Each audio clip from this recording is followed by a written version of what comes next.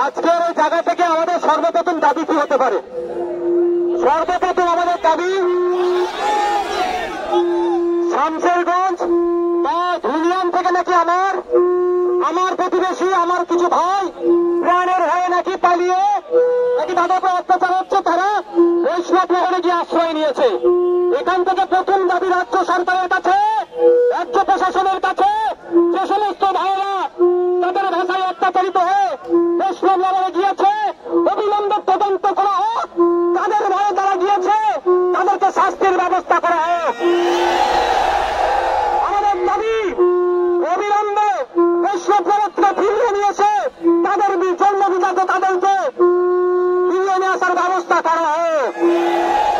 কেন স্বাধীন দেশে কেন আপনার তার মাতৃভূমি ছেড়ে অন্য জায়গায় তাদেরকে থাকতে হবে? এ দাবি আমরা এখান থেকে তুলছি।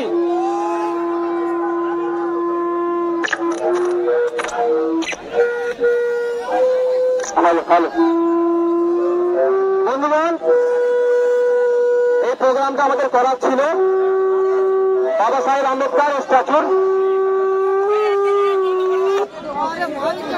ভালো দায়িত্বে কে আছে ভাই? এটা মাইকের দায়িত্বে কে আছে? আচ্ছা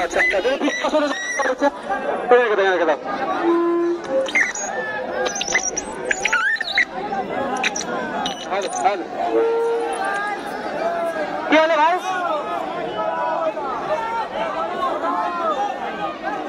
কি হয়েছে? থাক না।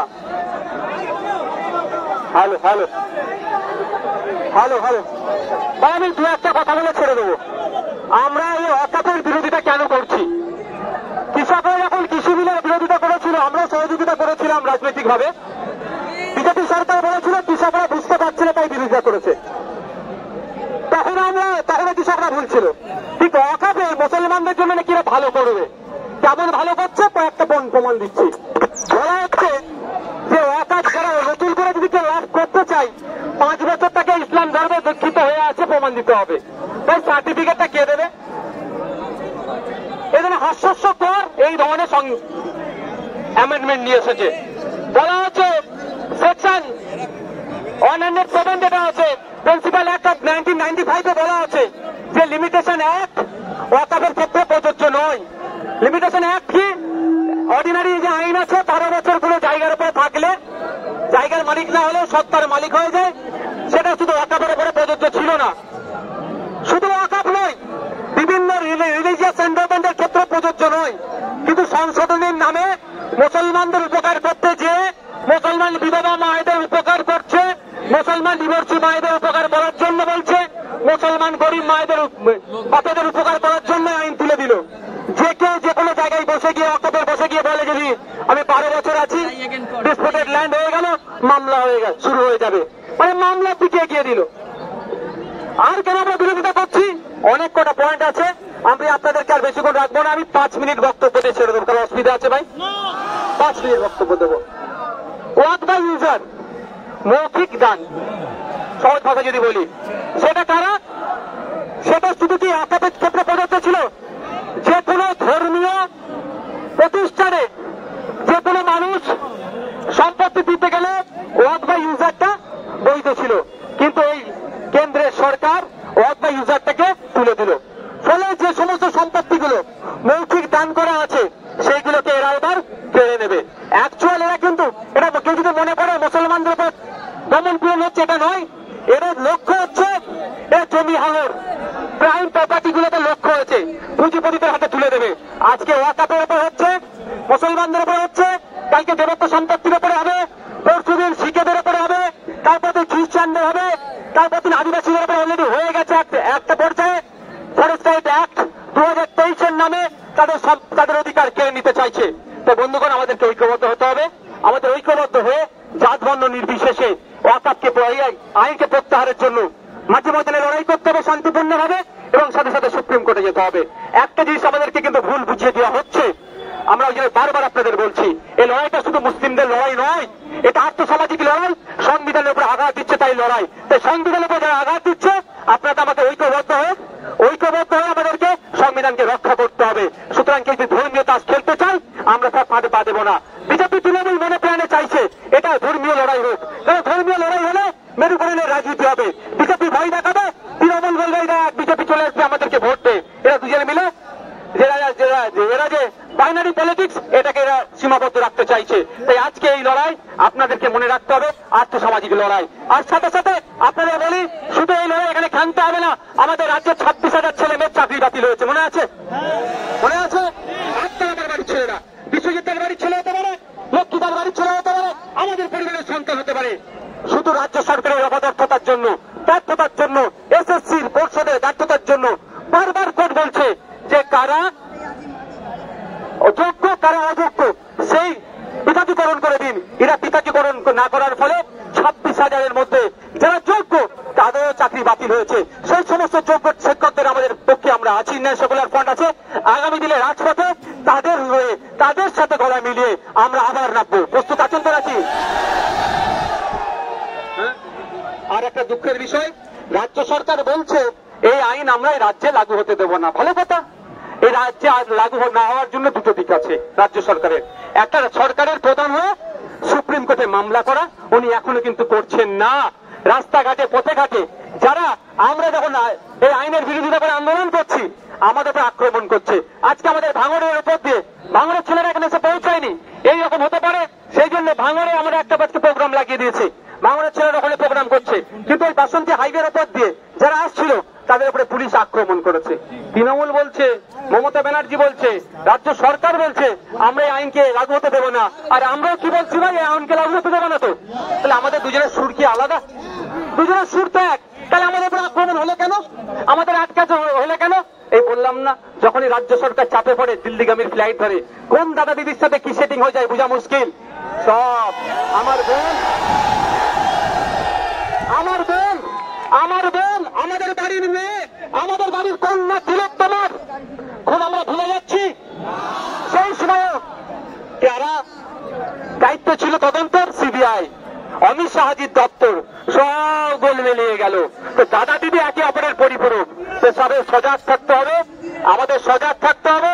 আমাদের আজকের আন্দোলন নয় এটা, আমাদের আন্দোলন প্রয়োজনে 6 মাস 1 বছর চালিয়ে যেতে হবে। প্রস্তুত আছেন তো? তবে হয় গণতান্ত্রিক প্রক্রিয়ায়। আমি এখানে আবারও বলছি, যেখানে শান্তিপূর্ণ আন্দোলন হবে না সেখানে আইএসএফ থাকবে না। যেখানে শান্তিপূর্ণ আন্দোলন হবে সেখানে আইএসএফ উপস্থিত থাকবে। আমরা রাজ্য আমাদের, দেশ আমাদের, এই আইন আমাদের, সংবিধান আমাদের, আমাদের জন্যই তৈরি হয়েছে। তাই সংখ্যার চোর দেখিয়ে যদি কেউ সংবিধানের আইনকে পরিবর্তন করতে কেউ চায়, আমরা গণতান্ত্রিক প্রক্রিয়াতে মাঠে ময়দানে থেকে গণতান্ত্রিক প্রক্রিয়াতে এবং কোর্টে গিয়ে সুপ্রিম কোর্টে গিয়ে এই আইন পরিবর্তন করাবো। আর একটা কথা, সংবিধানের প্রণেতা ড্রাফটিং কমিটির চেয়ারম্যান বাবা সাহেব আম্বেদকরের আজকে জন্মদিন। তিনি আমাদেরকে তার দায়িত্ব নিয়ে যে পৃথিবীর সর্ববৃহৎ লিখিত সংবিধান দিয়ে গেছে, সেই মহামানুষের আজকে জন্মদিন। আজকে আমাদের ইন্ডিয়ান সেকুলার ফ্রন্টের পক্ষ থেকে তাকে আমরা বিনম্র শ্রদ্ধা জানাচ্ছি এবং তার দেখানো পথকে, তার আদর্শকে, বিভিন্ন মানুষের যে মহামানুষের আদর্শকে নিয়ে আমরা এগিয়ে যাই, তাদের মধ্যে একজন হচ্ছে বাবা সাহেব আম্বেদকর। আপনাদের বলবো, সংবিধান বাড়িতে রাখুন, সংবিধান পড়ুন, আর্টিকেল গুলো দেখুন, অনুচ্ছেদ গুলো দেখুন, তাহলে আপনার অধিকার কেউ কেড়ে নিতে পারবে না। এটা যুক্তরাষ্ট্র ওখানে দাঁড়ান যুক্তরাষ্ট্র পরিকাঠামোতে আঘাত দিচ্ছে। শুধুমাত্র মুসলিমদের অধিকার নয়, সংবিধানের উপর আঘাত দিচ্ছে, যুক্তরাষ্ট্র পরিকাঠামোর উপর আঘাত দিচ্ছে। এটা আমরা কোনোদিন মেনে নেব না। তাই আমাদের লক্ষ্য হবে সংবিধানকে বাঁচানোর জন্য, যুক্তরাষ্ট্রকে বাঁচানো, যুক্তরাষ্ট্র পরিকাঠামোকে বাঁচানোর জন্য আমাদের এই লড়াই একসাথে লড়তে হবে। আমি একটা কথা বলে শেষ করে দেবো, আমার পাশে কি আছে বলুন? বিশ্বজিৎ মাইতি। আমার পাশে কি আছে? লক্ষ্মীকান্ত হাসদার। আমার পাশে কি আছে? সাবির বাবু আছে। আমার পাশে পিয়ারুল আছে। আমার পাশে কুতুব ভাই আছে। আমাদের নাসির সাহেব, শাহাবুদ্দিন সিরাজি, আরো যারা আছে, আমার অনির্বাণ দা আছে, আরো নেতৃত্বরা আছে।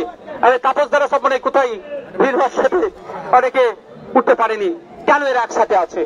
যেটা মুসলমানদের সমস্যা হতো একসাথে থাকতো।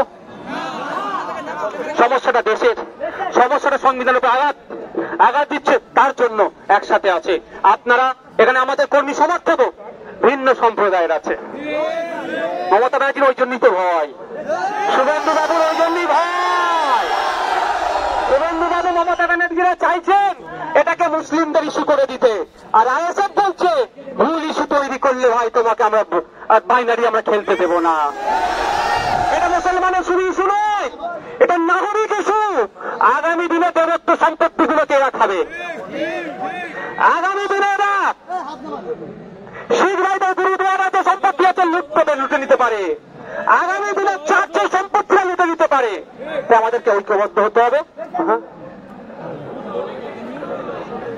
লুটে দিতে পারে, তাই বলবো আপনাদেরকে আমাদেরকে সজাগ সতর্ক থাকতে হবে। কারো প্রয়োজনে পা দেবেন না। মনে আজকের মিছিল এখানেই আমাদের বাবা সাহেব আম্বেদকরের মূর্তিতে যাওয়ার কথা ছিল, কিন্তু সবই তো বুঝতে পারছেন সাফ হয়ে কামড়াচ্ছে আর ওজা হয়ে ঝাড়ছে।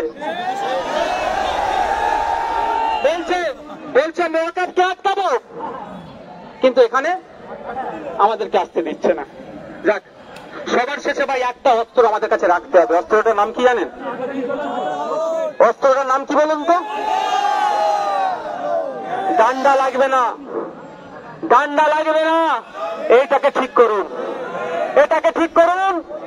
কিন্তু দুর্ভাগ্যের বিষয়, এটা ঠিক করার জায়গাটাই রাজ্য সরকার শেষ করে দিচ্ছে। 8,000 শিক্ষা প্রতিষ্ঠান বন্ধ হতে চলেছে। মাদ্রাসাগুলোতে টিচার নাই, স্কুলগুলোতে টিচার নাই। যদিও কিছু টিচার নিয়োগ হয়েছিল, অবৈধ পন্থা অবলম্বন করে নিয়োগ করে বাতিল হয়ে গেছে। তাই শিক্ষক নিয়োগ করতে হবে, যোগ্যদেরকে স্কুলে পৌঁছাতে হবে, জঙ্গলমি জঙ্গল অধিকার ফিরিয়ে দিতে হবে। দলিত আদিবাসী থেকে এসটি সার্টিফিকেট নেবে না যে নোংরামি করা হচ্ছে, সেগুলো বন্ধ করতে হবে। পরিশেষে আবারও বলছি, রাজ্য পুলিশের ডিজি বলছেন শামশেরগঞ্জ অর্থ এলাকায় শান্তি ফিরে এসেছে। ওয়েল এন্ড গুড, ওনার কথাকে সমর্থন জানিয়ে বলছি আমরাও চাই শান্তি ফিরে আসুক।